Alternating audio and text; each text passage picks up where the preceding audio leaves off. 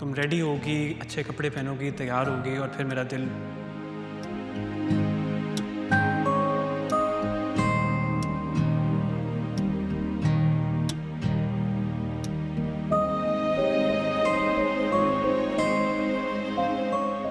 नूर, जी अम्मी।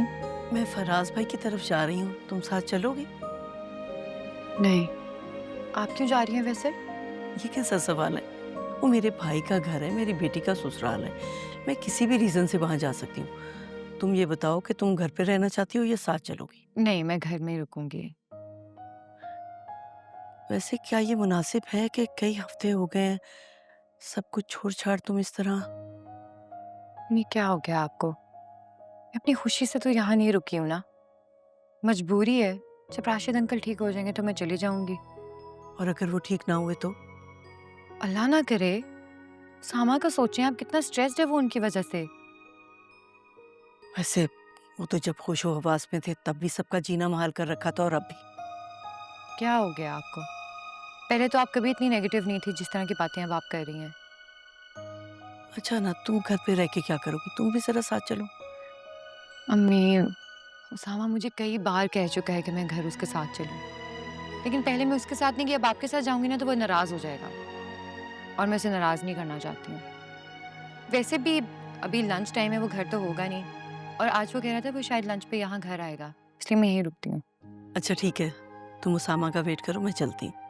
ठीक है, और सबको मेरा सलाम कहना। अच्छा, ठीक, ओके।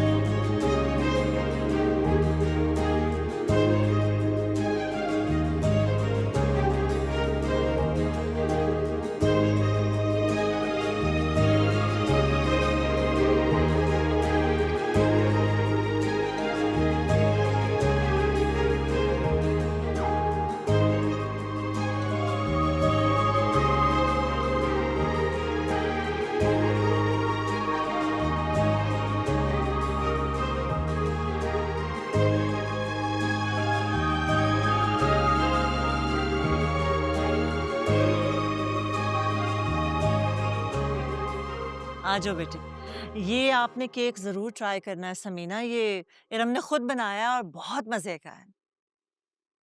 पता है, आपको तो मैं तो ज्यादा मीठा पसंद नहीं करती हूँ। राइट। वैसे भी मीठा अवॉइड करना चाहिए इस एज में।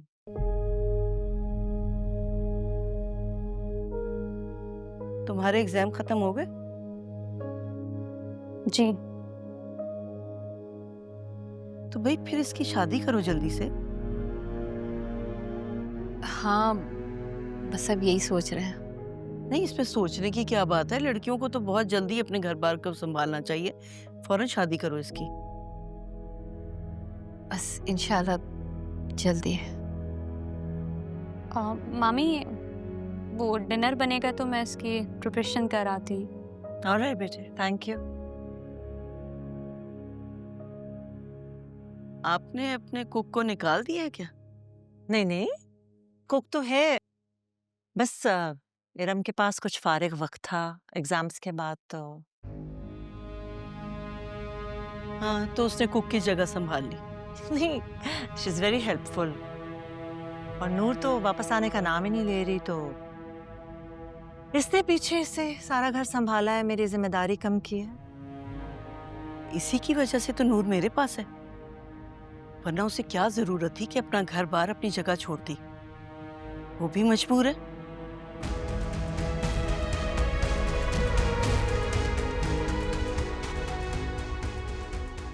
आप लीजिए ना चाय।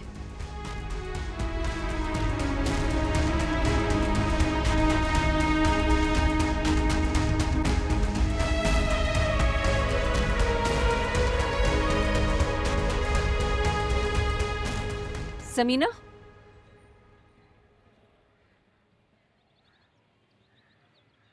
तुम्हारी नाराजगी की वजह जान सकती है? आज पूरे वक्त तुमने मुझसे कोई बात नहीं की। तुम्हें मेरी नाराजगी का पता चल गया, तो यकीनन वजह भी जानती होंगी। मुझे दोहराने की जरूरत नहीं है। मैं अपनी खुशी से यहाँ नहीं आई हूँ। इनफैक्ट मैं यहाँ आना ही नहीं चाहती थी। नूर को भी अपना घर छोड़ के नहीं जाना चाहिए था।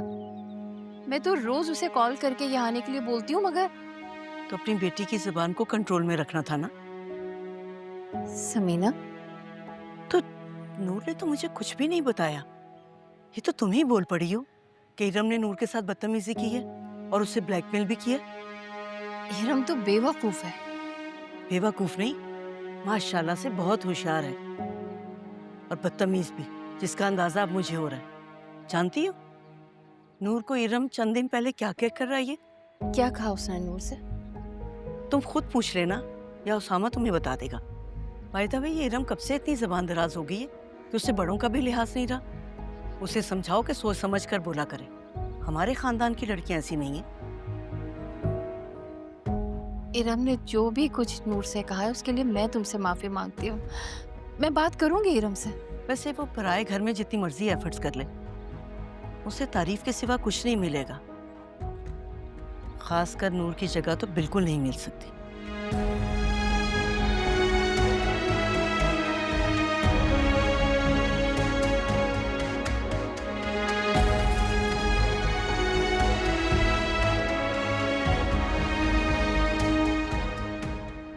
तुम्हारा दिमाग दिन ब दिन खराब होता जा रहा है।